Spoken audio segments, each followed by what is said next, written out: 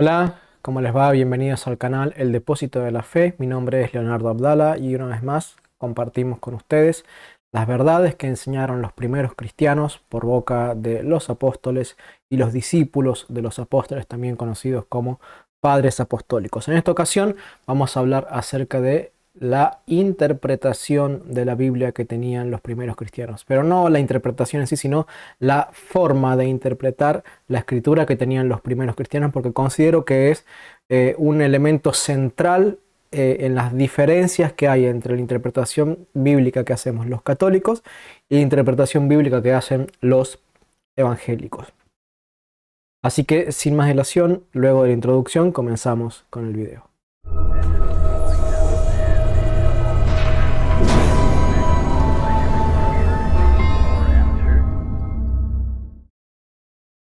Aquí estamos de regreso nuevamente luego de una ausencia de algo así de un mes aproximadamente por motivos económicos y luego también algunos problemas de salud que me quejaron, de los cuales todavía me estoy recuperando un poco, que no me permitían grabar los videos.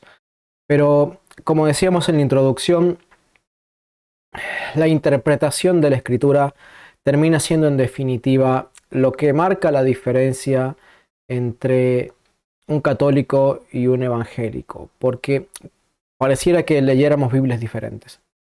Un católico agarra una Biblia, lee un pasaje y dice, ¿ves? Este pasaje habla del sacramento tal. Y viene un evangélico y dice, no, acá esto no habla de ese sacramento, está hablando de esta otra cosa. Y viene un católico y le lee otro pasaje y dice, mira, ves, acá está usando una alegoría para explicar tal o cual verdad. Y viene un evangélico y te dice, no, no, la interpretación alegórica no es la correcta, tenemos que interpretar la Biblia literalmente. Entonces, este tipo de discusiones que son muy frecuentes entre los apologetas y muchas veces cuando un evangélico va y le predica a un católico y el católico no sabe cómo defender su fe, eh, termina siendo convencido el católico de que debe interpretar la Biblia como se le enseñan los evangélicos y no sabe que suena muy bonito, suena muy dulce al oído lo que le puedan decir los evangélicos, pero no es la manera en la que los apóstoles ni Cristo ni los discípulos de los apóstoles interpretaron la escritura.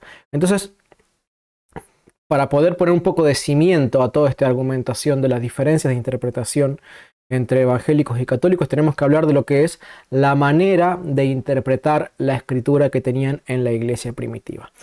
Me he tomado el trabajo de buscar en algunos libros o documentos evangélicos, algunas definiciones que ellos tienen, que seguramente en los libros las amplían y explican las excepciones.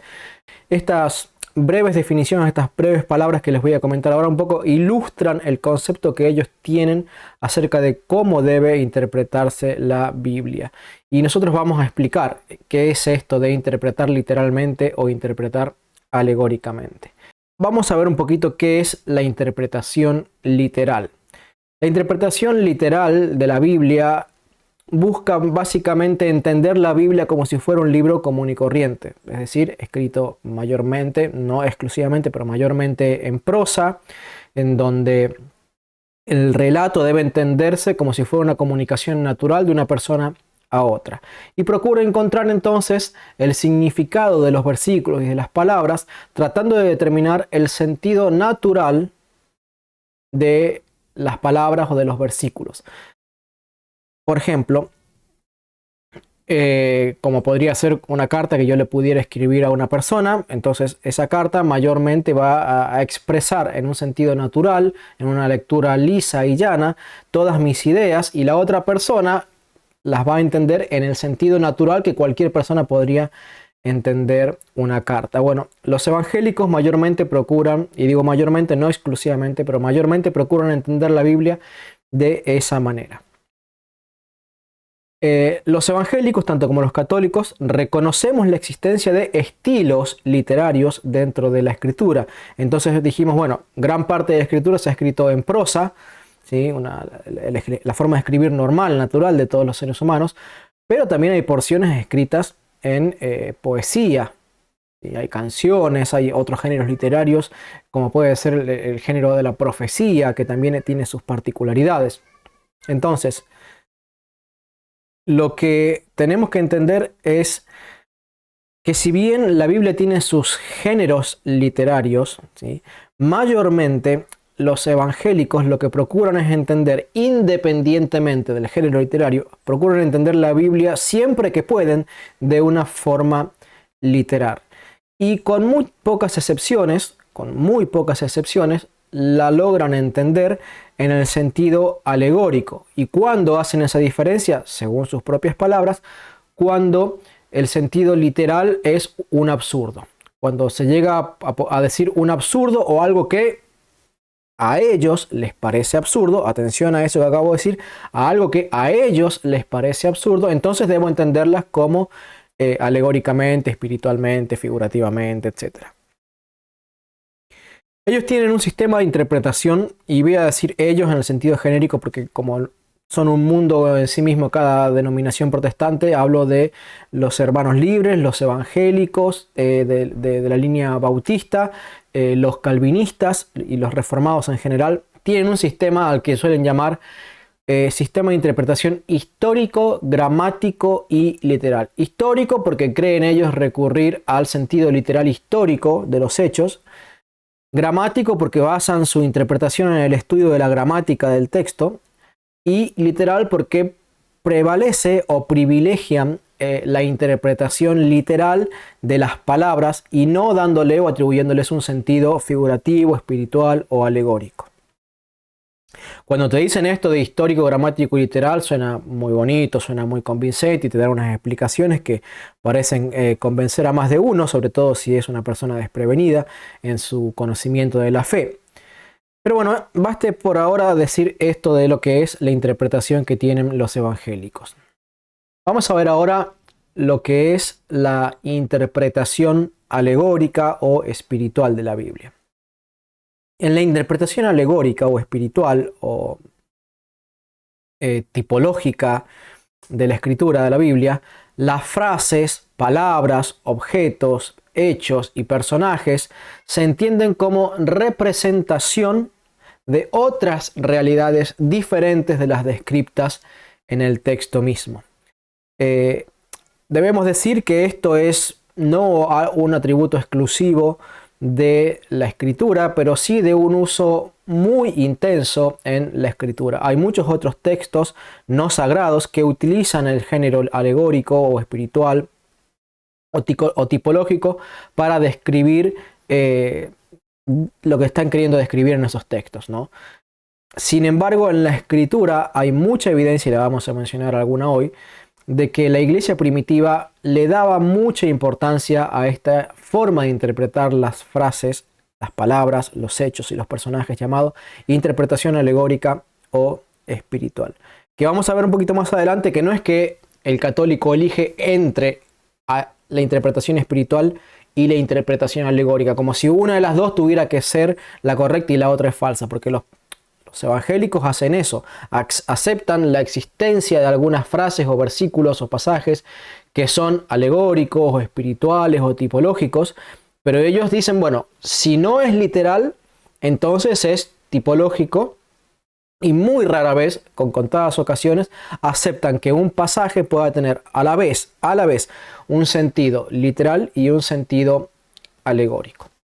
Por el contrario, en la Iglesia Católica se entiende que casi todo el Antiguo Testamento tiene esta dualidad de sentidos, un sentido literal, histórico, gramatical y literal, pero a la vez esos hechos, personajes, nombres, objetos representan realidades futuras que tendrían un cumplimiento sí literal, pero representado a través de un significado o un sentido no literal en las palabras de mayormente del Antiguo Testamento, pero no de forma exclusiva. Lo vamos a ver tal vez más adelante.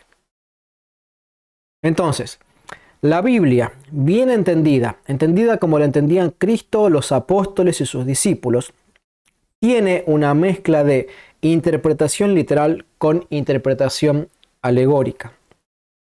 Y la interpretación alegórica, bien entendida, reconoce la existencia de un sentido literal en cada uno de los versículos y de las frases. ¿Por qué decimos esto? Porque los que son detractores de la interpretación alegórica piensan que quienes interpretamos la Biblia también de un modo alegórico, lo hacemos ignorando el sentido literal de la escritura. Y es cierto que hay abusos en la interpretación alegórica de la Biblia, donde muchas personas ignoran por completo lo que la Biblia dice literalmente y enseñan con su interpretación alegórica exactamente lo contrario de lo que el pasaje dice. Bueno, eso es un abuso en la interpretación alegórica y existe, como también existen esa clase de abusos en la interpretación literal. Y prueba de ello es que hay 50.000, 70.000, 100.000 denominaciones evangélicas y ellos muchas veces se acusan de abusar de la interpretación, pero todos ellos creen en la interpretación literal. Entonces, el hecho de tener una interpretación literal o una interpretación alegórica no te libra de los abusos, de los inventos y de la imaginería de cada uno de los intérpretes de la Escritura. Finalmente es necesario un árbitro al que llamamos la tradición apostólica, que nos asegura que nosotros estemos entendiendo la Escritura de la misma manera que la entendían los discípulos de los apóstoles, transmitidos y enseñados a su vez por los apóstoles en persona. Entonces, resumiendo, una interpretación alegórica es entender las palabras, hechos, objetos, personajes, no en un sentido literal, sino como representaciones de algo que se enseñará a futuro o en el presente. Vamos a ver algunos ejemplos de ello. La interpretación literal o la alegórica de por sí en sí misma no garantizan ni la fidelidad de la interpretación apostólica ni garantiza tampoco que haya un error. Simplemente que cuando hay abusos pueden existir abusos tanto en la interpretación literal como en la alegórica. Y en muchos casos, yo no sé si decir en la mayoría, pero sí en muchos y en muchos casos importantes, las diferencias teológicas que existen entre los evangélicos y los teológicos se deben precisamente a esto. ¿Cuándo puedo interpretar literalmente la Biblia? ¿Cuándo puedo interpretarla alegóricamente? ¿Y cuándo puedo interpretarla de ambas maneras sin llegar a contradecir el sentido de la Escritura ni la enseñanza apostólica? Tenemos el pasaje de el rico y el Lázaro en Lucas capítulo 16. Aún entre los mismos protestantes hay quienes dicen que eso es una alegoría, una parábola, una historia inventada y que esos lugares que se mencionan ahí, ese seno de Abraham y ese lago donde el rico se estaba quemando, que esos no son lugares literales, y por el contrario hay quienes interpretan literalmente esos lugares, ¿sí?, esos hechos como si fuera un hecho que realmente ocurrió y afirman que Lázaro fue al seno de Abraham, se encontró físicamente o visiblemente con Abraham, y el rico fue a parar a un Lázaro y que esos tormentos, el rico fue a parar a un lago de fuego en donde esos tormentos, que eran temporales porque no se refiere al lago de fuego que es eterno, esos tormentos eran temporales pero que eran reales. Así, por ejemplo, tenemos un pasaje, por mencionarlo, en donde la interpretación literal o alegórica hace la diferencia, y lo mismo sucede con la interpretación, por ejemplo, de Juan capítulo 6, versículos 53 a 54, cuando habla de Jesús de comer su carne y beber su sangre. En este caso, la Iglesia Católica interpreta que esto es literal, que Jesús habló de que debíamos comer su cuerpo y beber su sangre en la Eucaristía para tener la vida eterna, porque en ese momento es que Él nos da de comer el árbol de la vida. Y vienen los evangélicos y dicen, no, eso es simbólico, eso es lenguaje figurado, está hablando de creer en Él, ¿sí? Comer su carne y beber su sangre es creer en Él, eso no puede, porque como dijimos al principio del video, a ellos les parece ilógico, entonces como para ellos es ilógico e irrazonable el tener que comer del cuerpo y de la sangre de Cristo, entonces ellos dicen, no, no se puede interpretar literalmente porque llegamos a un absurdo, debemos interpretarlo espiritualmente, alegóricamente o figurativamente como lenguaje figurado. De manera tal que he mencionado dos ejemplos bastante concretos y clásicos en donde la interpretación literal o alegórica o espiritual hace la diferencia en el sentido de un versículo. Y como esos hay muchos más. Entonces, ¿qué es una alegoría? Vamos a tratar de definirlo más en concreto. La palabra alegoría viene de allegoría o figuradamente. Y habla de una figura retórica que es una figura retórica o literaria que busca representar una idea valiéndose de otros elementos, hechos, personajes u objetos que son conocidos por el ser humano, que el ser humano a lo mejor maneja bien, conoce bien, entonces utiliza esos elementos para transmitir otra idea. Por ejemplo, en la parábola del sembrador, en donde él utilizó una figura que era muy conocida por los judíos, que es la de un sembrador. Recordemos que ellos se dedicaban a las cosechas. Un sembrador que sale a sembrar, y los pájaros que vienen, y las semillas que caen dentro del terreno y los que caen fuera del terreno, y utilizó elementos muy conocidos por los oyentes para tratar de transmitirle una idea que tal vez no era tan conocida por los oyentes cuando él quiso enseñar acerca de cómo era el reino de Dios. Allí tenemos un ejemplo, por ejemplo, de utilización de la alegoría. Entonces la alegoría pretende dar una imagen a lo que tal vez en muchas ocasiones no tiene una imagen todavía, pero tal vez la tendrá en un futuro, como por ejemplo cuando los profetas trataban de explicar el sentido de la iglesia. Puede dibujar lo abstracto, hacer visible algo que es simplemente conceptual. En definitiva, es una figura literaria que procura dar a entender algo que puede llegar a ser difícil de entender para el oyente, pero lo explica con palabras simples. La parábola, por ejemplo, es una comparación entre algo comprendido por el lector u oyente para ilustrar algo que el oyente no comprende. De hecho, parábola o alegoría son términos que en diversas ocasiones en la escritura son comparables o intercambiables. Las parábolas pueden surgir de hechos reales o incluso pueden surgir de hechos inventados. Por ejemplo, tenemos en el libro de Jueces, capítulo 9, verso 15, una parábola que dice así: y el espino respondió a los árboles: si me ungís de verdad como rey vuestro, venid a cobijaros bajo mi sombra, pero si no, saldrá fuego del espino que devorará a los cedros del Líbano. Y claramente esto no tiene sentido alguno si se lo interpreta literalmente. Es obviamente una alegoría, porque los árboles de los cuales está hablando ahí no eligen un rey como árbol. Y mucho menos le hablan a un espino para que lo elijan como rey. Pero ¿qué es lo que está comparando? La forma común que tiene un arbusto que tiene espinas con la majestad de los líderes de Israel. Entonces había un líder allí en Israel que era una mala persona, un mal gobernante, quien estaba explicando esta profecía o esta parábola la compara con un arbusto lleno de espinas, inatractivo, sin sombra, sin fruto. Y mientras que los otros, los cedros del Líbano, árboles realmente majestuosos, llenos de honra, como era el pueblo de Israel, dice, los cedros del Líbano estaban por elegir como a su rey a un arbusto lleno de espinas, sin hojas y sin fruto. Entonces, bueno, claramente eso es una alegoría, pero es un ejemplo muy interesante.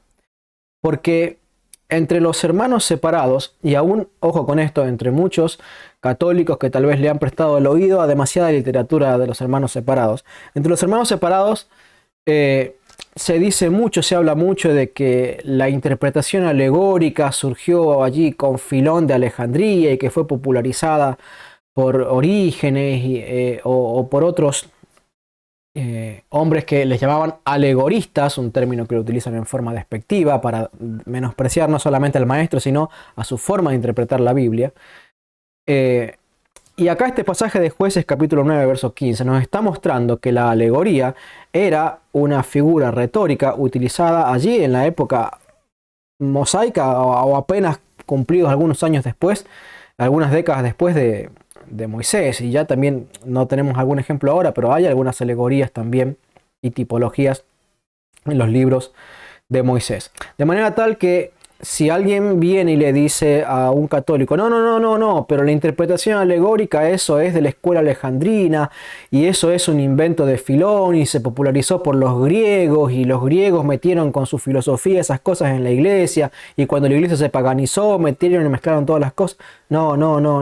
Mirá que acá está la evidencia de que ya los hebreos, allá por el año 1300, 1200, 1400 años antes de Cristo, ya utilizaban esta figura en la misma escritura inspirada. Y hay muchos casos más como para que podamos taparle la boca a estos mentirosos que vienen a querer decir que la Biblia debe solamente interpretarse de forma literal.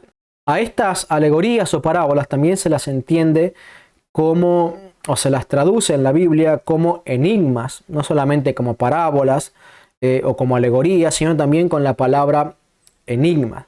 Por ejemplo, dice Daniel 5:12, porque un espíritu superior, conocimiento e inteligencia para interpretar sueños, aclarar enigmas y resolver problemas, fueron encontrados en él, en Daniel, a quien el rey puso en el nombre de Baltasar, a quien rey puso el nombre de Baltasar. Ahora, que llamen a Daniel y él explicará la interpretación. Y notemos que aquí había, y si ustedes leen el libro de Daniel se van a dar cuenta de que hay un montón de sueños y visiones y palabras que si uno las interpreta en sentido literal no tienen significado alguno. Entonces, claro, quienes recibían esa visión, quienes recibían esos sueños, no encontraban un sentido claro para explicar ese enigma, esa alegoría, esa parábola. Entonces recurrían a Daniel para que les explicara los enigmas. Y de nuevo, el concepto es utilizar una estatua de oro, una bestia, o en el caso, por ejemplo, de José también, con los sueños que él interpretaba y le revelaba a Faraón y a sus siervos, ¿no? Con la canasta esta que estaba sobre la cabeza y las aves que venían y la comían, o los racimos de uvas que eran cortados, o sea, y todas estas cosas que eran palabras de un relato inventado, ¿sí? Pero que significaba, simbolizaba cosas o hechos que acontecerían a futuro, cercano o lejano. En el caso de las profecías también utilizaban estas parábolas, alegorías, comparaciones o enigmas. Dice también el libro de Jueces, capítulo 14, versículo 14. Entonces les dijo, hablando de Sansón, del devorador salió comida y del fuerte salió dulzura. Y ellos no pudieron declararle el enigma en 3 días. Y aquí, si ustedes van y leen el pasaje en el libro de Jueces, se van a encontrar que había un león muerto y que en ese león se había metido un panal de abejas. Entonces él, utilizando palabras que tenían un sentido no literal, representaba algo que estaba detrás con un significado oculto que debía ser interpretado en este caso como una adivinanza por los filisteos. También en el libro de Proverbios se les llama enigmas cuando dice, por ejemplo, también se les llama proverbios a los enigmas, ¿sí? Y por ejemplo dice el Salmo 49:4, dice, incliné mi oído al proverbio y declaré con mi arpa mi enigma. Y aquí, si ustedes conocen los hebraísmos, acá se darán cuenta de que aquí hay un hebraísmo donde las dos frases que existen en este versículo comienzan con algo diferente, pero terminan con algo que termina siendo sinónimo, con lo cual vemos que proverbio y enigma termina siendo de alguna u otra manera un sinónimo. También se le llama sabiduría. Por ejemplo, Daniel 1:17 dice, y a aquellos 4 jóvenes Dios les concedió inteligencia, comprensión de cualquier escritura y sabiduría. Y Daniel entendía todas las visiones y sueños. Y aquí cualquier escritura y sabiduría se está refiriendo a los géneros literarios, que ellos eran capaces de entender estos enigmas, estas profecías, estas visiones, este lenguaje figurado que muchas veces Dios utilizaba por medio de profecías para que ellos pudieran revelar el significado a los demás. Y debemos entender que muchas veces este uso de alegorías, enigmas, proverbios o como llama acá también sabiduría, era muy propio de los cultos, ¿sí? De los hombres y mujeres cultos. Si bien se lo podía utilizar para todo el pueblo, en general era más dominado por las personas que tenían una cierta cultura, una cierta preparación en las letras. De manera que, por ejemplo, David, que era rey, escribe muchísimas alegorías y muchísimos proverbios en los Salmos, y Salomón, el sabio, el gran sabio, toma muchísimas de las enseñanzas de David y las coloca él en su libro de Proverbios. Él escribe un montón de proverbios adicionales, y como si fuera poco, para rematar, él escribe el libro de sabiduría, que está lleno, proverbios, lleno de alegorías, y también escribe el libro de Eclesiastés, que es en sí mismo una alegoría de Cristo y de la iglesia.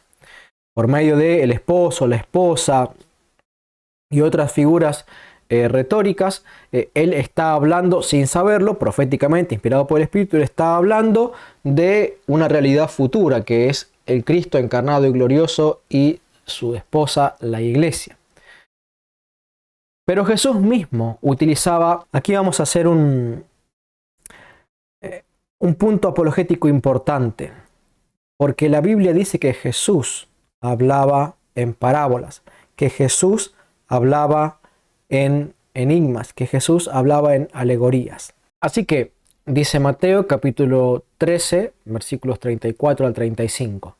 Todas estas cosas habló Jesús a las multitudes con parábolas, o alegorías, o comparaciones, o lenguaje figurado, y no les solía hablar nada sin parábolas, para que se cumpliese lo dicho por medio del profeta.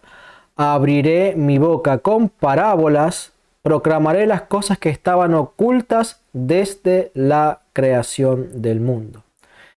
Eso lo dice, por ejemplo, el Salmo 78.2, que es un salmo de Asaf, que dice: abriré mi boca con parábolas, proferiré los misterios de antaño. De manera tal que aquí tanto el apóstol Mateo como Asaf en el Salmo están demostrando que Cristo iba a hablar por medio de parábolas y profecías para descubrir cosas que hasta ese entonces estaban ocultas a las personas, pero ya estaban. Por ejemplo, si leemos el Salmo 78.2, ese salmo fue escrito allá por los días del rey David, más o menos. Y sin embargo, ¿quién de entre los israelitas sabía o entendía que ese abriré mi boca en parábolas era una profecía de que Jesucristo hablaría y enseñaría, primero, que se iba a encarnar al Hijo de Dios, y segundo, que su lenguaje sería mayormente en el lenguaje alegórico, con parábolas? Sí, y no me retracto de lo que dije. Mayormente con lenguaje alegórico, no literal. Al pueblo él le enseñaba con alegorías. Entonces aquí tenemos otro punto apologético, porque los protestantes van a insistirte en que Filón de Alejandría y que Orígenes y que la interpretación alegórica enseñada e inventada por la escuela de Alejandría ya por el siglo II o III. No. ¿Por qué los apóstoles enseñaban con alegorías y escribían con alegorías y entendían el Antiguo Testamento también alegóricamente y no solamente interpretaban literalmente? Porque el Señor Jesucristo basaba sus enseñanzas del Antiguo Testamento explicándolo alegóricamente y inventaba en muchas ocasiones parábolas para enseñar al pueblo. Entonces, el Señor Jesucristo utilizaba un lenguaje alegórico lleno de parábolas, de comparaciones, de lenguaje figurado para enseñar. No siempre lo hacía así. Él enseñó muchísimas cosas en un lenguaje y un sentido literal, pero hay muchísimas enseñanzas del Señor Jesucristo y hasta hechos que Él hizo que deben de entenderse como con un significado espiritual profundo, no visible, no entendible para el significado literal. Y aquí entramos entonces en el tema de los tipos y los antitipos. ¿Qué es un tipo y qué es un antitipo? Bueno, se dice que alguien es tipo y otra persona es antitipo cuando los hechos u objetos relacionados a la vida de alguien o de un culto o de una liturgia representan a alguien que está en el futuro o alguna otra cosa que está en el futuro. Entonces, Por ejemplo, tenemos que los ritos litúrgicos del Antiguo Testamento son tipos y figuras o sombras, si se quiere, de lo que serían los ritos y la liturgia de la iglesia en el futuro. Tenemos, por ejemplo, elementos de la liturgia del Antiguo Testamento que son figura de Cristo. ¿Sí? Por ejemplo, Cristo es los panes de la proposición, ¿sí? Que el sacerdote comía para sí el pan de la comunión, ¿sí? Y por eso también se le llama a tener la comunión en la Eucaristía. ¿Por qué? Porque aquellos panes representaban al Cristo que era comido por el sacerdote, como lo hacemos nosotros en el Sagrado Sacramento de la Eucaristía. Y tenemos como esos muchos otros elementos del Antiguo Testamento: el templo, el arca, la creación, los corderos sacrificados, la famosa frase, ¿no? Como Cristo el Cordero de Dios. ¿De dónde tomó no el apóstol, sino Juan el Bautista para decir: he aquí el Cordero de Dios? Allí está. Allí está. El más grande de los profetas del Antiguo Testamento, según las propias palabras del Señor Jesucristo, utilizando una interpretación alegórica del Antiguo Testamento para enseñar que, así como aquellos corderos del Antiguo Testamento servían como propiciación por los pecados del pueblo, para que Dios pudiera perdonarlos, así también Cristo es el Cordero de Dios, el cual quita el pecado del mundo. Y allí tenemos al más grande de los profetas del Antiguo Testamento, palabras del mismo Señor Jesucristo, interpretando el Antiguo Testamento de forma alegórica. En este caso, entendiendo a los corderos de los sacrificios del Antiguo Testamento como un tipo y figura de Cristo. En este caso, los corderos serían el tipo y Cristo sería el antitipo o el cumplimiento de aquel tipo. Otro ejemplo tenemos, por ejemplo, cuando David es traicionado por su amigo, como una figura de la traición de Judas hacia Jesucristo. Y por ejemplo dice el Salmo 41:10: incluso mi amigo, en quien yo confiaba, el que compartía mi pan, ha levantado contra mí el calcañar, refiriéndose a la traición que sufrió de parte de ese amigo que se fue con los enemigos de David, se hizo súbdito de Saúl. Y aquí tenemos en Marcos 14, versos 18 al 20, donde se nos explica esto justamente. Dice Marcos: y cuando estaban a la mesa cenando, Jesús dijo: en verdad os digo que uno de vosotros me va a entregar, el que come conmigo. Comenzaron a entristecerse y a decirle cada uno: ¿acaso soy yo? Pero él les dijo: uno de los 12, el que moja conmigo en el plato. Y ustedes podrán darse cuenta de que Judas se sentaba a la derecha de Jesucristo, de manera similar a como este amigo de David era el quien él confiaba. Y dice: el que comparte mi pan, dice David, el que cuando comemos yo le doy de comer de mi propio pan. Y aquí Jesús está diciendo: el que moja conmigo en el plato.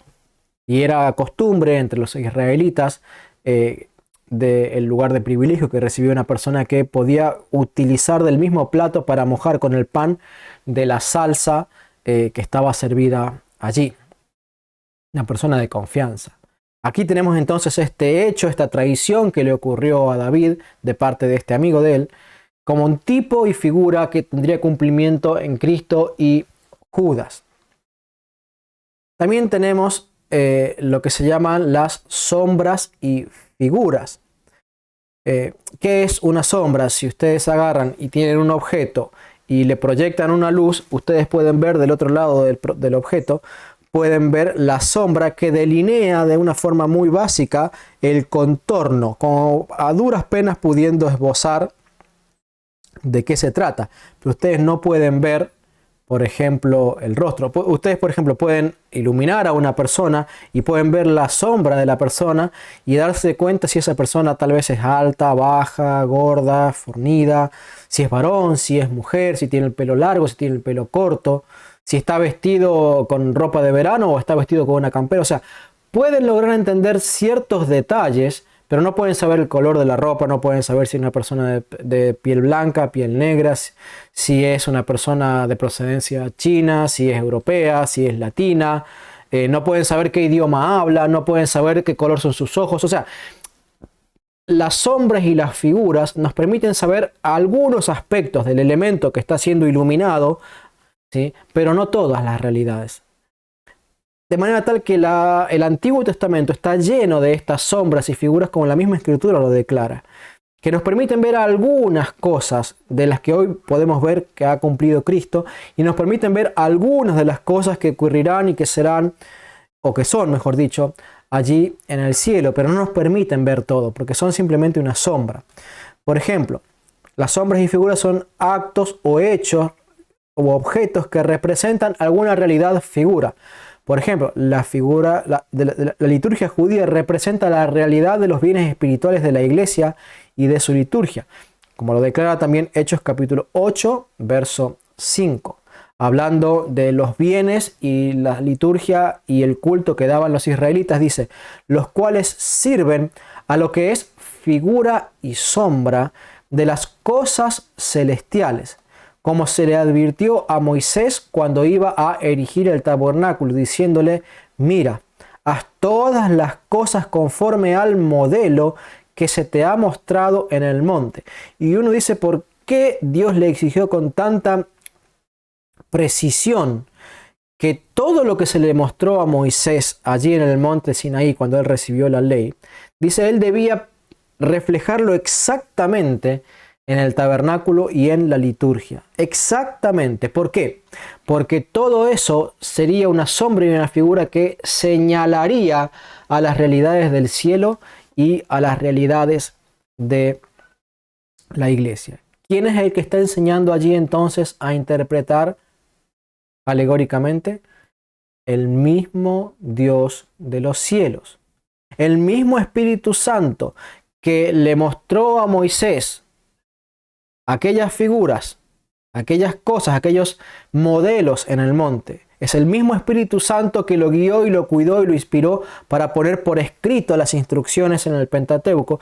Y es el mismo Espíritu Santo que inspiró al apóstol Pablo a escribir en Hechos capítulo 5 y decir, todo aquello que se dijo en la ley y que se enseñó en el modelo del monte, todo eso es una figura, una sombra, es lenguaje figurado. Y por eso es figura y sombra, es lenguaje figurado, alegoría, de las cosas celestiales y de los bienes de la iglesia. Y es interesante ver que para Dios no es poca cosa torcer o explicar mal una alegoría, porque aún siendo una alegoría, el Señor le dijo a Moisés, mira que lo hagas exactamente conforme al modelo, porque si la sombra sale torcida, luego también el objeto al que hace referencia esa sombra es mal entendido o mal reconocido.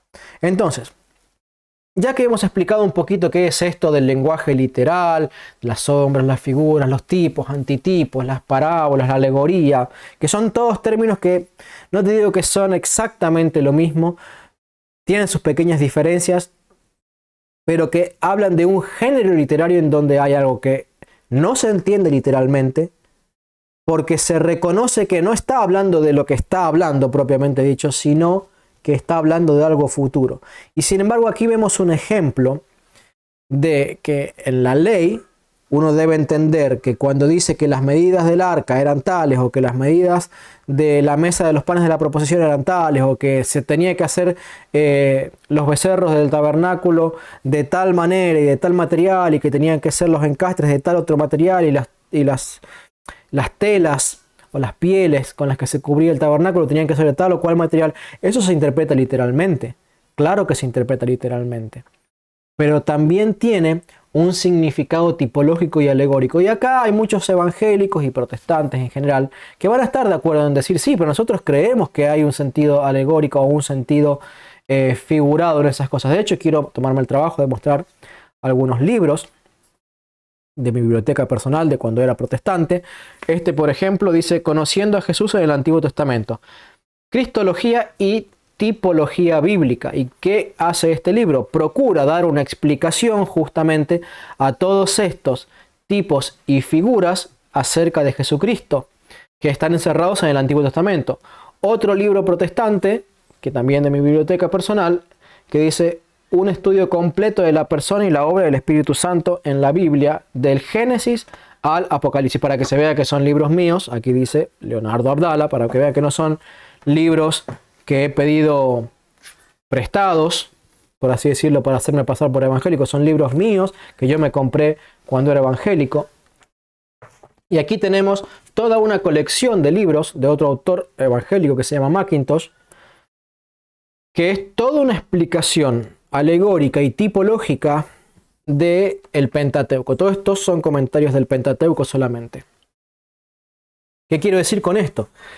Que esto que estoy diciendo de la interpretación tipológica y alegórica es conocida por los evangélicos y por los protestantes en general, ignorada por la mayoría. Eso es cierto, esto tal vez está más al alcance de los que son los maestros y algunas enseñanzas que se pueden dar en el púlpito,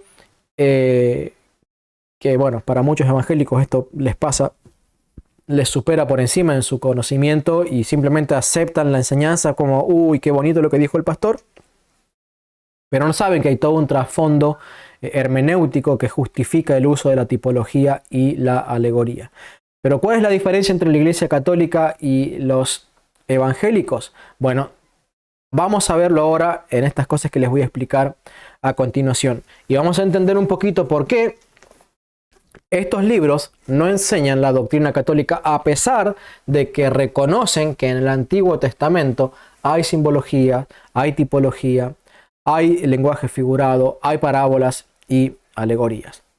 Vamos a ver por qué estas diferencias entre un comentario católico y un comentario evangélico.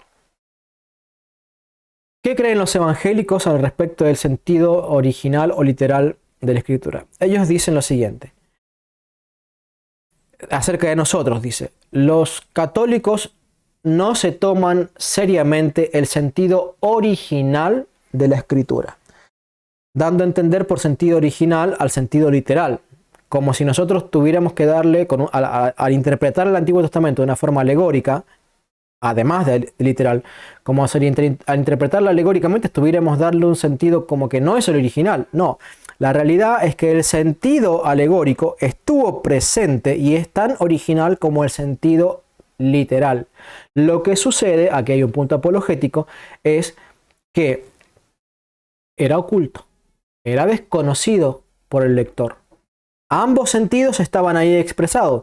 El Cordero de Dios y los sacrificios estaban ahí expresados con ambos sentidos, con ambos sentidos allí patentes en el momento en que Moisés escribió esas cosas. Sucede que el pueblo de Israel reconoció uno e ignoró el otro. Y cuando el otro fue reconocido o entendido siglos después, porque Cristo se los reveló a sus apóstoles, no es que aparece un segundo sentido de la Escritura que no es el original. No es tan original como el otro. Es tan original como el sentido literal. Sucede que era ignorado por el pueblo de Israel. Y para justificar esto que estoy diciendo, vamos a ver esto de boca de los mismos teólogos e historiadores protestantes. Alfonso Ropero, que es un autor que se dedica mucho al tema de patrística entre los protestantes, que tiene algunas cosas muy buenas que enseña, pero en algunas cosas, como todo protestante, realmente yerra mucho. Dice, por ejemplo, criticando a Alfonso Ropero a Clemente de Alejandría, una persona, un obispo, pero un sacerdote de la Iglesia Católica del siglo II, que utilizaba bastante en sus comentarios el recurso de la alegoría. Dice así, Alfonso Ropero: el fácil recurso a la alegoría le impide a Clemente de Alejandría tomarse seriamente el sentido original de la Escritura.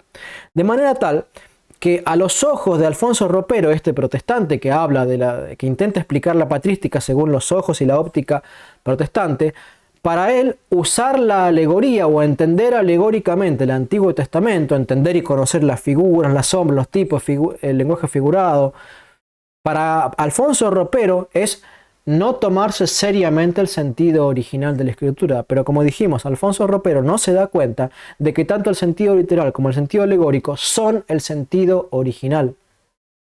Sucede que uno no fue reconocido en su momento y Cristo tuvo que venir y quitar el velo de ceguera que impedía que la gente pudiera darse cuenta que estaba allí ese sentido alegórico espiritual esperando ser descubierto, para que pudiéramos entender qué significaría la obra de Cristo y qué significaría la iglesia y los bienes venideros. Otra mentira o error que tienen los protestantes, por ejemplo, ellos creen que cada pasaje tiene un único sentido interpretativo posible.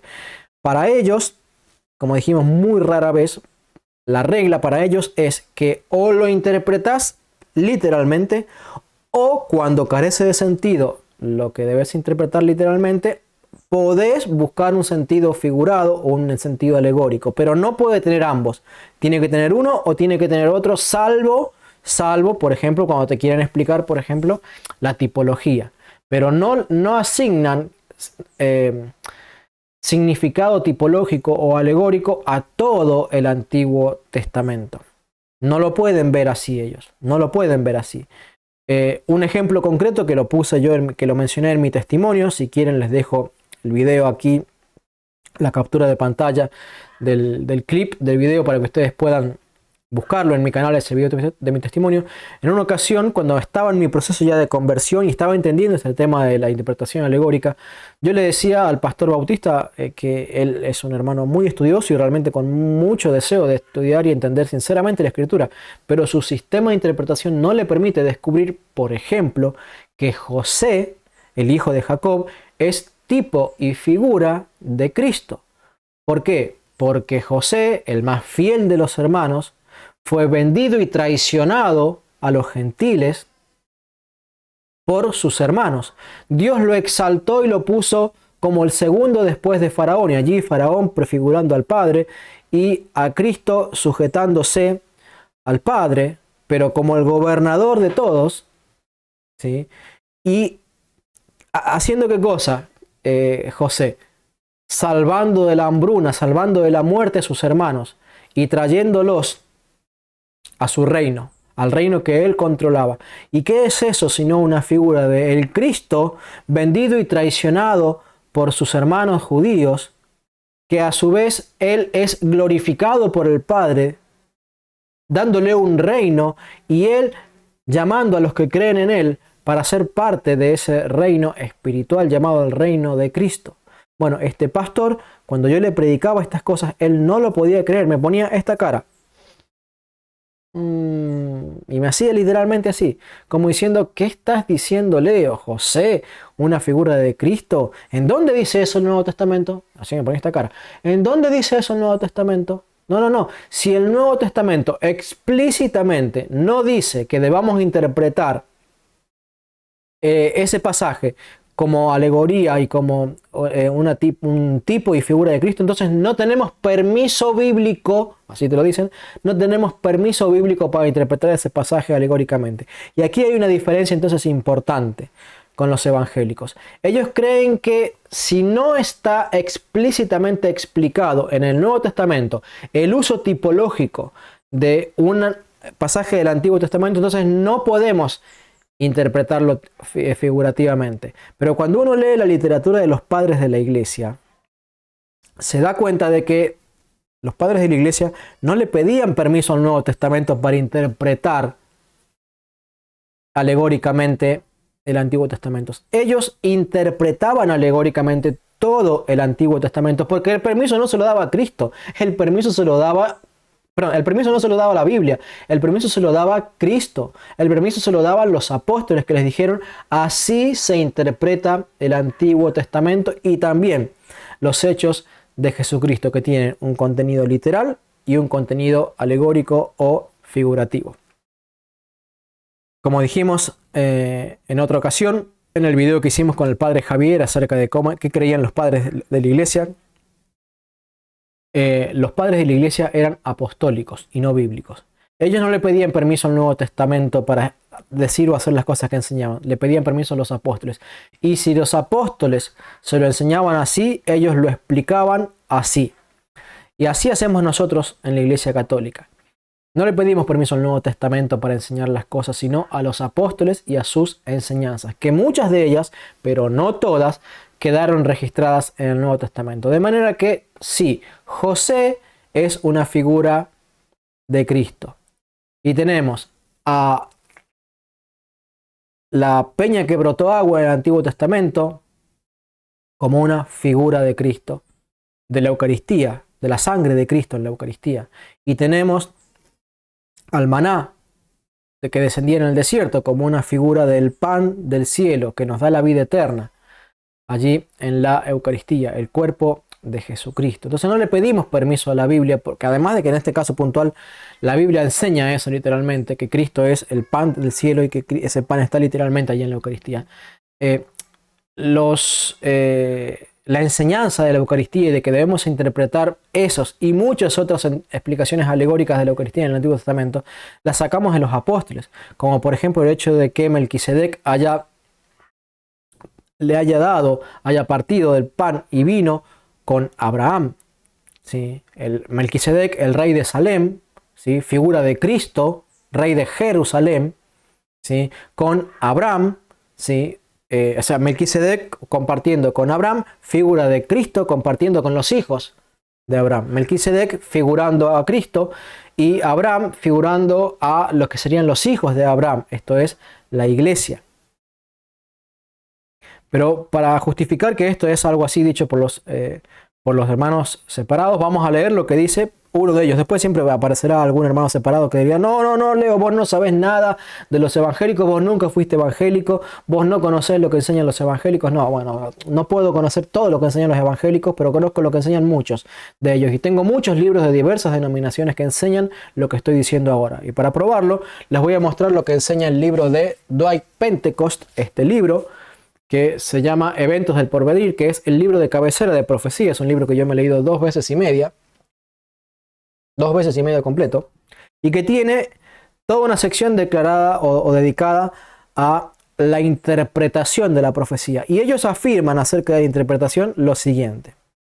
Capítulo 3, sobre la interpretación del lenguaje figurado. Dice Dwight Pentecost: cuando el lenguaje es literal o es figurado, el primer problema que enfrenta el intérprete es el de determinar cuándo el lenguaje es literal y cuándo es figurado. Como dijimos, ellos o uno o lo otro, pero las dos cosas para ellos no. Una regla sencilla que se puede seguir para determinar lo que es literal y lo que es figurado es, 2 puntos.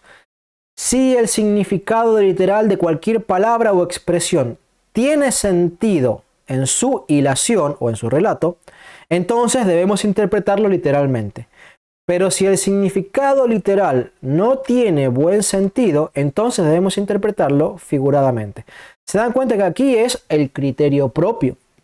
Lo que yo les señalé al principio. Si yo lo entiendo, si para mí me parece, si encaja con las doctrinas que yo previamente tengo preconcebidas, entonces lo interpreto literalmente.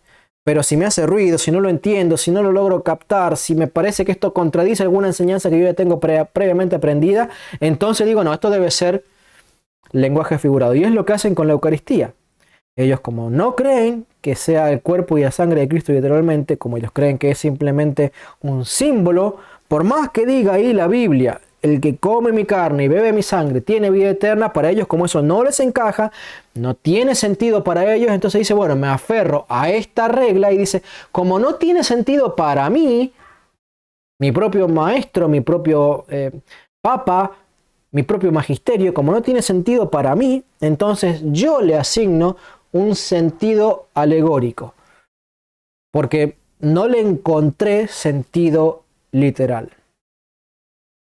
Y eso es lo que ellos hacen como regla general. Y como dijimos, y aquí lo reconocen, hay excepciones, pero te ponen como una regla general, como un canon de cómo interpretar la Biblia, que si lo entendés y encaja con tus doctrinas, entendelo literalmente, siempre que puedas. Y si no, lo interpretás alegóricamente o tipológicamente. Pero para ellos es uno u otro. Los dos, no. ¿Cuál es el problema que ellos ven en la interpretación alegórica de la Biblia? Ellos te dicen lo siguiente: es acomodable. Y según ellos se puede producir diversidad de interpretación porque cuantos intérpretes haya, van a haber diferentes interpretaciones, eh, diferentes, valga la redundancia. Entonces el peligro para ellos es que, claro, como está la imaginación y la comprensión de la persona para tratar de entender cuáles son los objetos o hechos o relatos que están siendo señalados al futuro y cómo se interpretan entonces estas formas, estas figuras, sombras y tipos y alegorías relatadas en el Antiguo Testamento. Entonces todo eso es muy acomodable, muy dependiente de la imaginería del intérprete. Entonces, como eso es peligroso, no aceptamos eso como forma de interpretación de la Escritura. Pero ¿cuál es el problema? Que la Iglesia Católica, que tiene este sistema de interpretación literal y alegórico, justamente se mantiene unida. Y los evangélicos, que siguen supuestamente una regla que es infalible de interpretación, que es el más seguro para llegar a la verdad, tienen 100.000 verdades diferentes repartidas en 100.000 denominaciones diferentes que en su mayoría se acusan unas a otras. Entonces, ciertamente el peligro no es que la Biblia se interprete alegóricamente o literalmente, porque en cualquier caso, el problema es la libertad y atribución que se toma el intérprete, aquí un punto apologético, la libertad y atribución que se toma el intérprete para decir, yo creo que esto significa esto, y decirlo de tanto de pasajes que se interpretan literalmente como pasajes que se interpretan alegóricamente. Otro problema es que ellos ven en la interpretación alegórica y dicen, es peligroso. Peligroso porque como hay mucha libertad para interpretar, entonces se pueden producir herejías. Bueno, tener profetas en la iglesia es peligroso porque pueden surgir falsos profetas. Pero Dios no le tuvo miedo a los falsos profetas y sin embargo puso profetas en su pueblo. Y aparecieron y el diablo puso los falsos profetas. Tener líderes puede hacer que esos líderes con falsas ideas desvíen a las ovejas del rebaño y las lleven a otro cisma, a otro culto que no sea el culto de Dios. Tener líderes es peligroso, pero Dios puso líderes en su iglesia. Puso maestros, puso apóstoles, puso profetas, puso evangelistas, los puso al Papa, puso los obispos, los diáconos. Ellos no se dan cuenta de que tener profetas es peligroso, tener líderes es peligroso, interpretar la Biblia por uno mismo es peligroso porque puede producir herejías y puede, entiéndase, como un produce y como un ha producido herejías. Y ser instruido por malos comentaristas bíblicos, es decir, agarrar y tener libros, cualquiera sean, no quiero señalar puntualmente estos, pero tener malos comentaristas bíblicos también puede llegar a producir que una persona se desvíe de la sana doctrina. Y de hecho, eso sucede. Porque viene un pentecostal, como yo conozco casos, que era pastor de una congregación pentecostal y de repente empezó a leer literatura calvinista y de repente empezó a enseñar que la salvación no se perdía. Y de ser un pentecostal que decía a la gente no pequen porque la salvación se puede perder, empezó a decirle no, tranquilos porque la salvación no se pierde. Y como ese, un montón de casos. Tengo amigos personales y hasta mi propio caso, de que al darme cuenta de que la literatura evangélica no era del todo fiable en las enseñanzas que daban respecto de lo que enseñaban los padres de la iglesia en algunas cosas, me puse a leer literatura de los protestantes históricos, los reformadores, y empecé a salirme de los grupos evangélicos. Y tengo amigos que al día de hoy, amigos, o sea, ya no son mis amigos, me dijeron de todo cuando yo me hice católico, pero bueno, mientras yo me estaba haciendo reformador, a mis mejores amigos me escribían, me animaban, me alentaban, hasta algunos de ellos incluso me dijeron, Leo, ¿por qué no nos fundamos una iglesia nosotros? Literalmente. Una persona me dijo, me ofreció ser copastor con él para trabajar en la fundación de una nueva iglesia. Obviamente le dije que no. Pero empezamos a leer literatura que era contraria a la literatura y muchos se fueron y algunos se fueron hasta expulsados porque empezaron a generar divisiones ahí dentro de los evangélicos y los pastores los fletaron, corrieron con la autoridad de su interpretación bíblica. no con la autoridad de la Biblia, con la autoridad de su interpretación bíblica. Entonces, esto de interpretación alegórica es peligrosa. ¿Realmente le produce miedo a Dios? ¿Dios se mueve o se deja de mover en función del miedo? Dios no tiene miedo. Dios hace lo que es bueno, santo y justo, y viene el diablo, lo corrompe y asusta a los demás con eso. Pero Dios ha puesto profetas a pesar de que tener profetas es peligroso. Dios ha puesto líderes a pesar de que tener líderes es peligroso. Dios nos ha permitido tener la capacidad de razonar la Biblia, a pesar de que esto, con mala voluntad y con soberbia intelectual, nos puede producir que nos desviemos de la doctrina original. Y Dios ha permitido que existan los maestros y que esos maestros, oral o por escrito, enseñen, de hecho, el Nuevo Testamento, como lo mismo, según Tesalonicenses 2:15, lo que hayan recibido de mí, tanto por carta como oralmente, ustedes deben guardarlo. ¿Y qué está diciendo? Yo soy un maestro que les escribí cosas, pero también les he enseñado oralmente cosas. Y ustedes deben guardar tanto lo uno como lo otro. Es el concepto de la tradición apostólica. ¿Entiende? Y todas esas cosas son peligrosas, pero Dios las hace. Y siempre viene Satanás y las corrompe. Y después, por miedo a la corrupción, viene Satanás y engaña a los evangélicos para que nieguen el plan original de Dios. Así funcionan. Así funcionan. Utilizar algo bueno siempre implica peligros, pues el diablo corrompe todo. Pero aún así debemos utilizar lo que Dios nos ha dado y no ceder al miedo. Y si Dios nos ha dicho que el Antiguo Testamento tiene una interpretación alegórica y figurada, entonces no debemos sucumbir al miedo de tratar de entender la Biblia, el Antiguo Testamento, de esa manera, además de literalmente. Recuerden lo que les dije al principio del video, que sí existen los que hacen un abuso de interpretación alegórica, haciendo ¿qué cosa? Ignorando por completo el sentido literal. No, el infierno, no, pues eso, no, Jesús, eso es una metáfora, es un sentido figurado de lo que son los sufrimientos de la gente aquí en la tierra. Tiene el infierno en su casa, el infierno en su trabajo. Bueno, esas personas sí que realmente están interpretando muy mal y desviando y desvirtuando la enseñanza de Dios.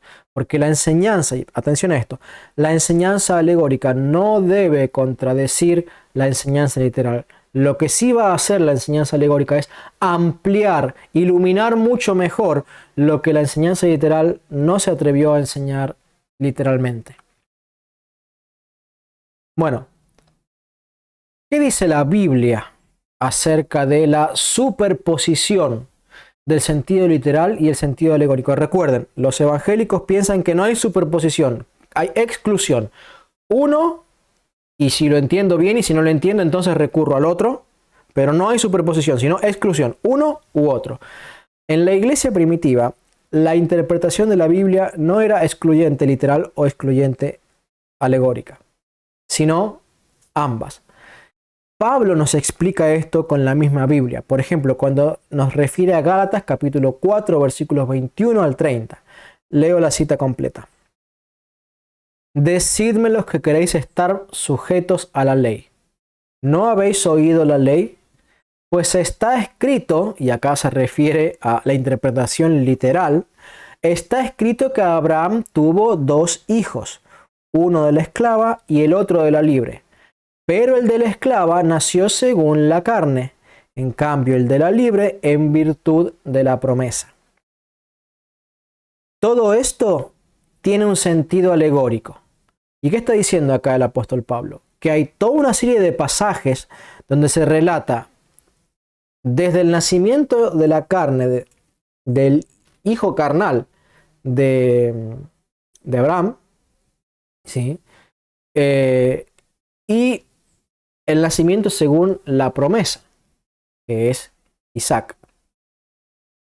Y tenemos al hijo de la esclava y al hijo de la libre. Y ahí, no sé, no he sacado la cuenta de los capítulos, pero serán 10, 12 capítulos, 5 capítulos, en los que se relata todas las vicisitudes de estos personajes. Abraham, su esposa, la esclava, el llamamiento de Abraham. porque está involucrado allí el momento en que se le da la promesa. ¿Sí? O sea, desde el llamamiento de Abraham hasta que el hijo del esclavo empieza a perseguir a el hijo de la libre. ¿Sí? Bien, todo esto, dice el apóstol Pablo, tiene un sentido alegórico, porque estas mujeres representan los dos testamentos o los dos pactos. Uno, el del monte Sinaí, que engendra esclavos. Esta es Agar. La palabra Agar en Arabia designa el monte Sinaí y corresponde a la Jerusalén actual, que es, en efecto, esclava junto con sus hijos.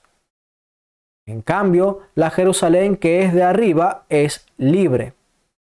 Y es nuestra madre, pues está escrito: alégrate estéril que no das a luz, rompe en gritos de júbilo, tú que no sufres dolores de parto, porque son muchos los hijos de la abandonada, más que los que da la que tiene marido. Vosotros, hermanos, como Isaac, sois hijos de la promesa, por lo cual, pero al igual que entonces el que había nacido según la carne perseguía al nacido según el Espíritu, así sucede también ahora. Pero ¿qué dice la Escritura? Expulsa a la esclava y a su hijo, pues no heredará el hijo de la esclava con el hijo de la libre. Tenemos tantas cosas para decir de este pasaje. Incluso algunas que contradicen a las enseñanzas de algunos jerárquicos de la Iglesia Católica que están enseñando cosas equivocadas respecto de Israel y su salvación. Por lo pronto entendemos que hay en esta interpretación alegórica una referencia al monte Sinaí. ¿Se dieron cuenta? Dice, el monte Sinaí engendra hijos esclavos. O sea, la alegoría abarca la concepción e interpretación del monte Sinaí. La alegoría abarca el momento en el que Abraham recibió la promesa de un nuevo hijo. La alegoría abarca el nacimiento, crecimiento y desarrollo del hijo de la esclava.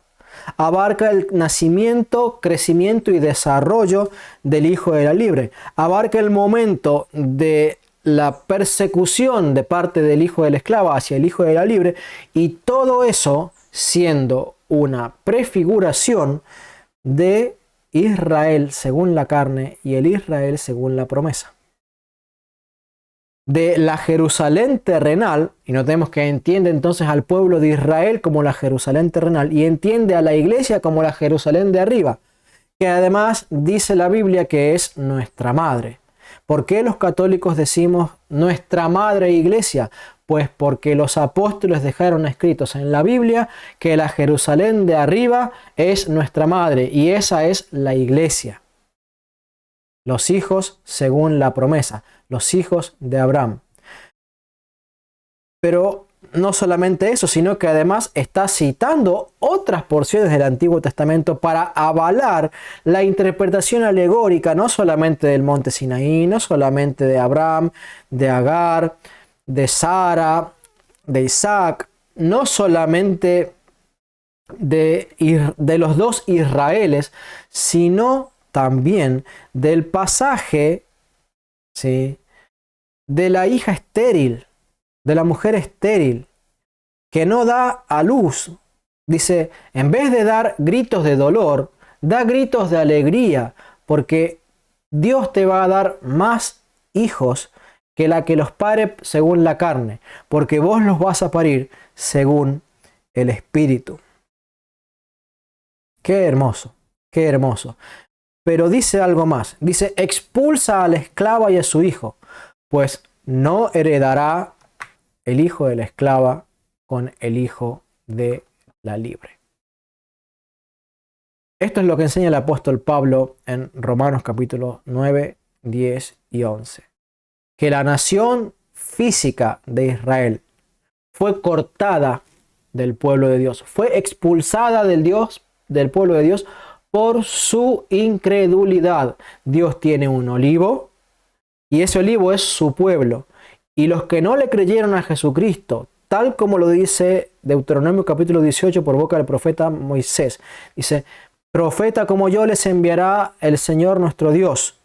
Dice, a él oiréis, y aquel que no creyese o no obedeciese a ese profeta, o sea, refiriéndose a Jesucristo, será cortado del pueblo de Dios. Y eso es lo que dice Romanos 9, 10 y 11. Que los que no creyeron en Jesucristo fueron cortados del pueblo. Y los que crean serán reinjertados, porque así dice el apóstol Pablo. Poderoso es Dios para reinjertar a aquellos que crean en el verdadero Mesías, en Jesucristo, como el Señor de la iglesia. Y aquí también dice esto el apóstol Pablo. Dice, expulsa a la esclava y a su hijo. Y el Señor Jesucristo dijo que los hijos del reino serán echados fuera. Toda la escritura dice que la nación de Israel no es salva, por más que adoremos a un mismo Dios. Y a aquellos que crean esa enseñanza herética que dice que el pueblo de Israel, porque cree en el mismo Dios y es adorador del mismo Dios, se va a salvar como nosotros, que no hace falta que crean en Cristo, como una vez enseñó también Billy Graham, famoso evangelista evangélico, que fue extremadamente criticado después de hacer eso, porque ni los mismos evangélicos creen que las personas por ser israelitas se van a salvar. Porque como dijo el apóstol Pablo, no es israelita el que es según la carne, en la circuncisión según la carne, sino los que tenemos la circuncisión según el Espíritu. Esto es el bautismo del cristiano.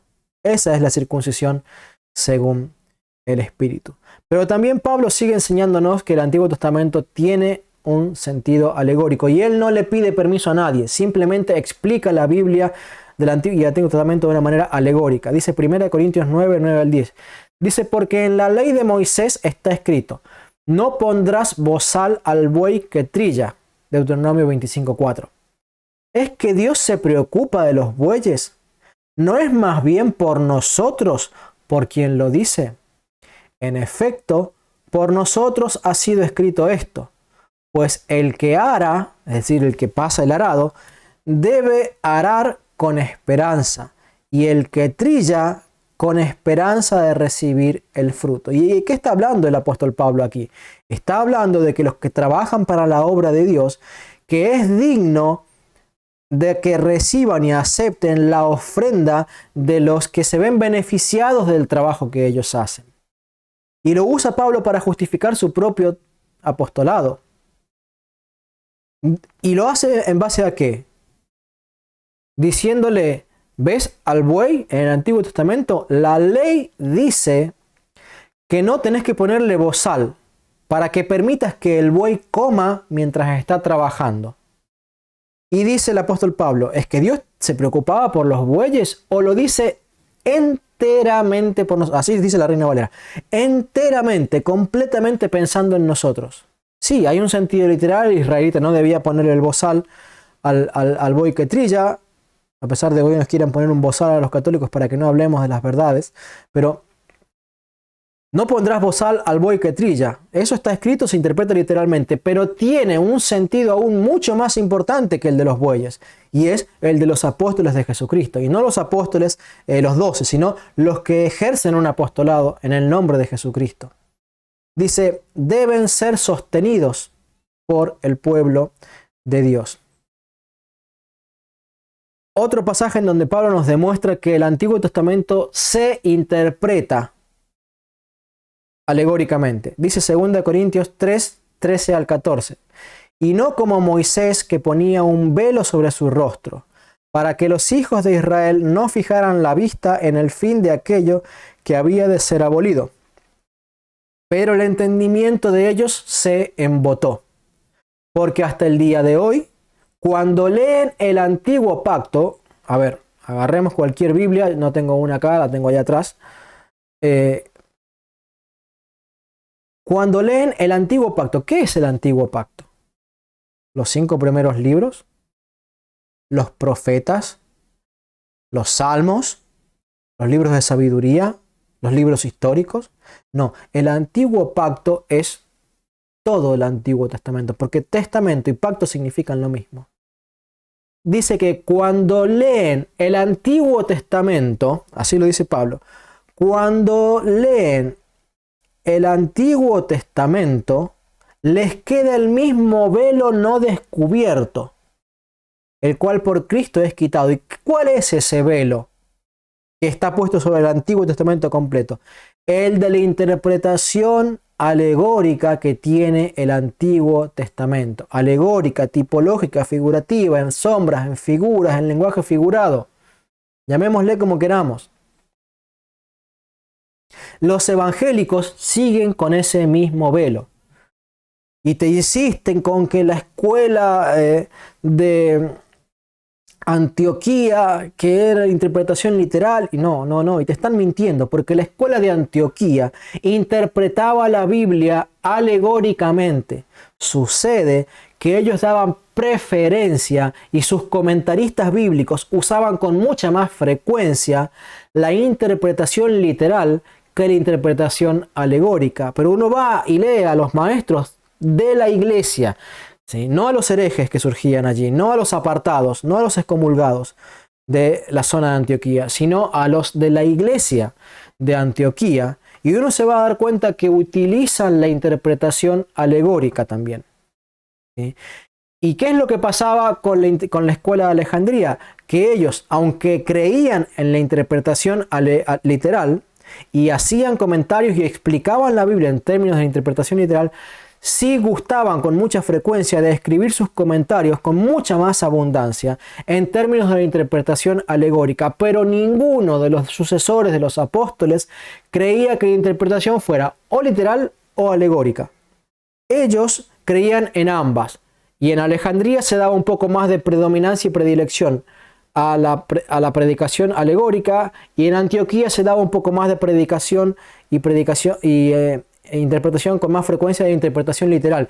Pero ambos creían en la superposición de los sentidos y no podían creerlo de otra manera, porque el mismo apóstol Pablo nos está diciendo en 2 Corintios 3, versos 13 al 14, que todo el antiguo pacto no se interpreta como ciegos judíos, que lo interpretan todo literalmente, sino que hay que entender el sentido oculto, profundo y espiritual que por Cristo y sus apóstoles nos es quitado, ¿sí? Pero ellos hasta el día de hoy, dice Pablo, aún hasta el día de hoy, cuando se lee a Moisés, el velo está puesto sobre el corazón de ellos. Siguen pensando que la ley solo debe interpretarse literalmente. Sigamos escuchando las enseñanzas del apóstol Pablo acerca de que el Antiguo Testamento, muy particularmente el Pentateuco, pero de forma también general el resto del Antiguo Pacto, se interpreta todo de forma también alegórica. Dice Romanos 1:20, pues desde la creación del mundo, las perfecciones invisibles de Dios, su eterno poder y divinidad, se han hecho visibles a la inteligencia a través de las cosas creadas, de modo que son inexcusables. ¿Y Pablo qué está diciendo? Desde Génesis capítulo 1 nos encontramos con elementos tipológicos, figurativos y alegóricos que prefiguran Dios, su carácter, su persona, sus atributos, sus obras. Y allí tenemos en Génesis capítulo 1 una figura del bautismo de Cristo y la figura del bautismo de Cristiano, con la paloma descendiendo con las aguas santificadas. Y también tenemos la nueva creación, prefigura de la nueva creación de Cristo, es decir, la tierra desordenada, vacía, reordenada por Dios, cuando Dios puso vida en la tierra y empezó a generar vida en la tierra que estaba como muerta, figura de la nueva criatura, del nuevo hombre creado por Dios. Y el hombre viejo, generado del barro, carnal, viene el Espíritu de Dios y sopla vida, figura de la regeneración del cristiano en su bautismo. desde la creación. No dice solamente en la creación, sino desde la creación del mundo. Desde ahí en adelante, las perfecciones invisibles de Dios se hacen reales, se hacen comprensibles a la mente por medio de las cosas creadas, los hechos, los animales inmundos, los animales limpios, el orden en el que creó las cosas. Todo eso se hace visible, comprensible a nuestra mente por medio de aquellos hechos que son reales, que son literales, pero que son también tipológicos, figurativos de las cosas futuras. Son figurativas de las cosas eternas. Por ejemplo, también tenemos el cuerpo y el sistema respiratorio como figura de ciertos aspectos de la conducta del cristiano. El sistema digestivo prefigurando la alimentación espiritual del creyente. Y esto en la teología católica se conoce como teología del cuerpo y es completamente desconocido por la inmensísima mayoría de los protestantes. Y me tomo un minuto para pausar el video y mostrarles dos libros que yo tengo que hablan de este tema. Ya estamos de vuelta y aquí les quiero mostrar dos libros más de mi biblioteca personal que se llama Temerosa y maravillosamente diseñado de Philip Yancey y Paul Brand. Un libro que habla acerca, como dijimos, es un libro mío, no es un libro que me hayan prestado para hacerme pasar por evangélico. Habla, por ejemplo, de las células, los huesos, la piel, el movimiento. Y este autor escribió otro libro que se llama A su imagen y dice acá continuación de Temerosa y maravillosamente diseñado, de los mismos autores. Y enseña, por ejemplo, el tema de la imagen, la sangre, la cabeza, el espíritu, el dolor. Y este autor, que te aseguro, o estos libros que no se los he visto a nadie y a nadie he visto hablar de estas cosas en el púlpito. ¿Por qué? Porque no creen los evangélicos en lo que la iglesia entiende como teología del cuerpo, que Dios ha dejado en las cosas creadas señales y enseñanzas de su creación, de su persona y de su obra en nosotros. Y me acordé de este otro libro que se llama El Tabernáculo y el Sacerdocio del Creyente, donde es otro libro también de mi biblioteca personal. Nuevamente, está marcado con mi nombre este libro. Es otro libro en donde se intenta mostrar la tipología que está oculta detrás del tabernáculo y el culto de Israel. Entonces, todas estas cosas las estoy mostrando para enseñarles que entre los evangélicos existe el concepto de una teología del cuerpo, existe el concepto de una tipología, pero es imperfecta. Tienen una fe recortada, una fe imperfecta, una fe que al no tener todo el canon de la escritura porque le faltan libros, al no tener y no creer en las enseñanzas de los primeros discípulos de los apóstoles, sino que cada uno ha interpretado la Biblia como mejor le ha parecido a él. Entonces, ellos tienen este problema de que, bueno, se encuentran con versículos que nos dicen que debemos interpretar el Antiguo Testamento de una forma alegórica y no solamente literalmente, pero ¿qué sucede? Le tienen que pedir permiso al Nuevo Testamento. Si el Nuevo Testamento explícitamente no nos enseña que tal o cual personaje o historia u objeto debe entenderse como una figura, entonces ellos no lo hacen. Pero bueno, vamos a seguir avanzando con Hebreos 10, capítulo 1, para ver el tema de que el culto judío prefiguraba el culto cristiano. Hebreos 10.1 dice, puesto que la ley posee solo una sombra de los bienes futuros, y no la verdadera imagen de las cosas, no puede jamás, mediante los mismos sacrificios que no cesa de presentar todos los años, hacer perfectos a los que se acercan con ellos. Y aquí se refiere a toda la ley, todo el antiguo, perdón, en este caso puntualmente se refiere a todo el Pentateuco. Todo el Pentateuco está lleno de sombras de las cosas futuras. Dice Hebreos 9:24, que es un versículo que es un libro que habla justamente de abandonar la interpretación literal solamente y avanzar hacia la interpretación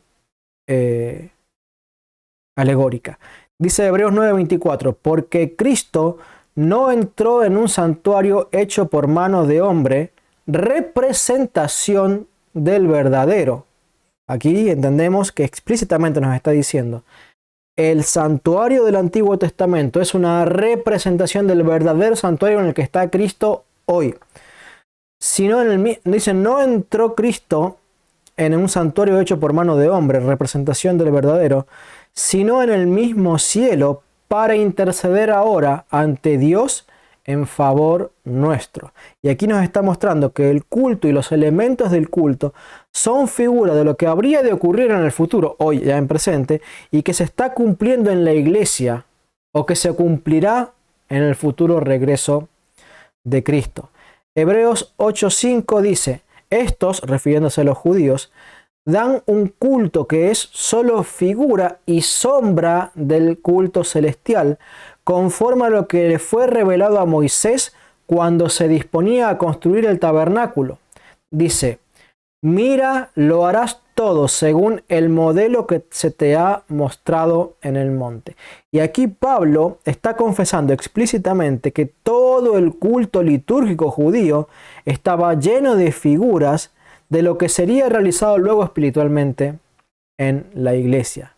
Porque todo era, y resalto esta palabra, un modelo.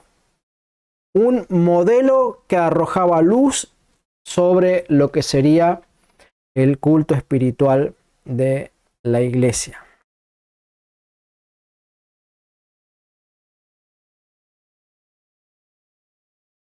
Por ejemplo, y en cuanto a este tema de la tipología que hay en el libro de Hebreos, es de notar lo que les dice el apóstol Pablo en Hebreos capítulo 5.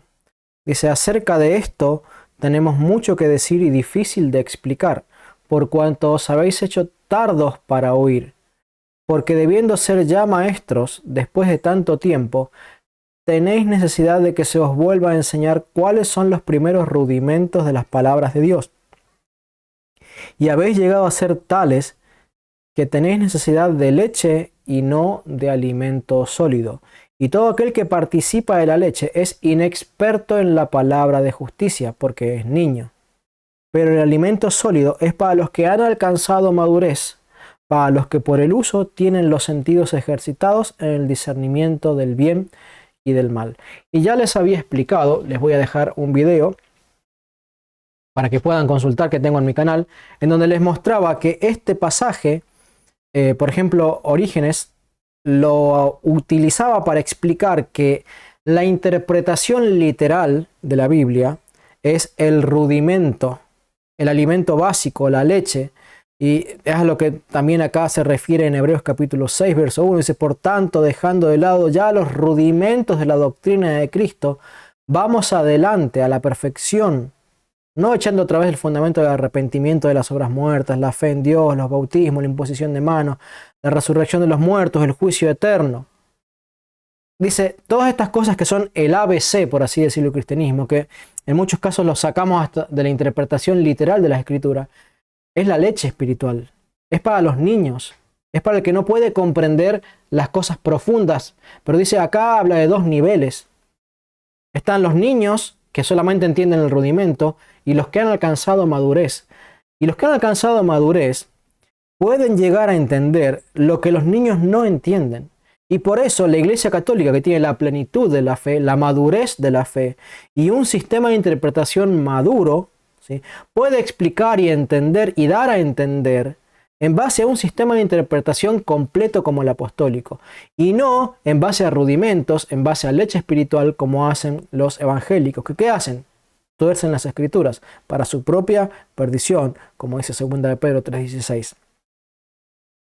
Porque dice acá, que hablando de este tema de que Cristo y cómo está prefigurado por Moisés y es superior por los ángeles, y que Cristo está prefigurado por las otras por otros personajes del Antiguo Testamento, dice acerca de estas prefiguraciones, de esta tipología, de estas alegorías, dice, tenemos mucho que decir y es difícil de explicar por cuanto sus oídos se han cerrado para oír, se han hecho tardos para oír, porque ha pasado tanto tiempo y aún todavía no son capaces de entender. Y solo aceptan que se les enseñe el rudimento, con interpretación literal. y tienen necesidad solamente de leche y no pueden recibir el alimento sólido. Ahora dice, todo el que participa de la leche, reconózcase inexperto en la palabra de la justicia. Reconózcase que es niño, que no ha alcanzado la plenitud de la fe ni la fe madura de Cristo. Pero dice, hay un alimento sólido, y ese alimento sólido vamos a ver en otros pasajes, en otro video, porque ya se nos vamos a ir cortando este. Ese alimento sólido es el alimento espiritual, la alimentación espiritual, la interpretación espiritual del Antiguo Testamento. Y es para los que han alcanzado madurez, no para el niño. Por eso los evangélicos, niños, con pensamiento de niño, con razonamiento de niño y con berrinches de niño, por si no saben lo que es un berrinche, son contestaciones y rebeldías de niño, ¿sí? Se rebelan contra las enseñanzas de la Santa Madre Iglesia Católica. Pero el alimento sólido es para los que han alcanzado madurez y de repente Dios cambia la alimentación, deja de darles leche y empieza a darle alimento sólido. ¿A quiénes? A aquellos que por el uso tienen el sentido ejercitado en el discernimiento del bien y del mal. Y claro, ¿cómo van a discernir lo bueno de lo malo los evangélicos si no pueden pasar del alimento que es leche? Es como un niño que le grita en la cara a los padres, yo sé cruzar la calle porque mira cómo la cruzo. Y se los llevan puestos. Porque creen que cruzar la calle es simplemente aprender a caminar y pararse sobre la calle. No saben de los cuidados que hay que tener para cruzar la calle. Valga esta comparativa para decir con los evangélicos que dicen, yo conozco Biblia, vos tenés que ser bíblico, vos tenés que entender la Biblia como yo te la enseño, y engañan a los católicos incautos. Porque se creen un niño que sabe cruzar la calle. Y viene el diablo y se los lleva puestos. Y el Seol se los traga. Y son condenados por no creer en las doctrinas apostólicas, por no participar de los sacramentos en la Iglesia Católica. Hermanos, lo digo con mucho dolor, con mucha preocupación. Debemos salvar evangélicos. El diablo los tiene en tinieblas. Les ha puesto un velo para que no entiendan cómo se interpreta la Biblia. No les permite crecer los dientes de manera tal que son incapaces de recibir el alimento sólido. Se quedan con la leche y con sus berrinches espirituales de niño, rebelándose contra la sabiduría de la Madre Iglesia, la Iglesia Católica. Y no entienden las verdades que enseña la Iglesia Católica porque para ellos no pueden. Sus oídos no pueden. Oremos por ellos. Oremos por ellos. Hagamos nuestro mejor esfuerzo para enseñarles y para ayudar a los que les enseñan, para sacarlos de la ceguera y que entiendan que la iglesia primitiva, haciéndole caso a lo que dice la Biblia, interpretaban no alegóricamente o literalmente, sino en simultáneo la ley y el Antiguo Testamento como conteniendo un significado literal y conteniendo a la vez un significado espiritual. Vamos a seguir avanzando sobre lo que dice la Biblia acerca de esto en el próximo video y también sobre lo que enseñan los padres de la iglesia para comprobar, como hacemos todo el tiempo en este canal, que la iglesia primitiva enseña lo que enseña la Iglesia Católica. Y vamos a comparar lo que dice el magisterio de la Iglesia Católica, lo que dice el magisterio de la Iglesia Católica en el siglo I y II y lo que enseña la Biblia. Y vamos a comprobarles a los protestantes de una buena vez que su sistema de interpretación, que lo galardonan y lo adornan con oro, de histórico, gramático, literal, es solo leche. Es solo leche.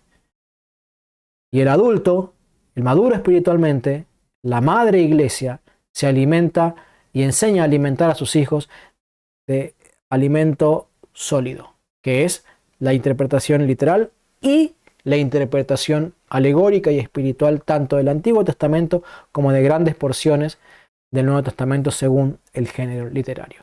Dejamos aquí el video, tienen abajo en la descripción las formas que pueden para donar, para colaborar con el canal, tienen también las listas de reproducción donde tengo varios videos sobre padres de la iglesia y las enseñanzas de la iglesia primitiva.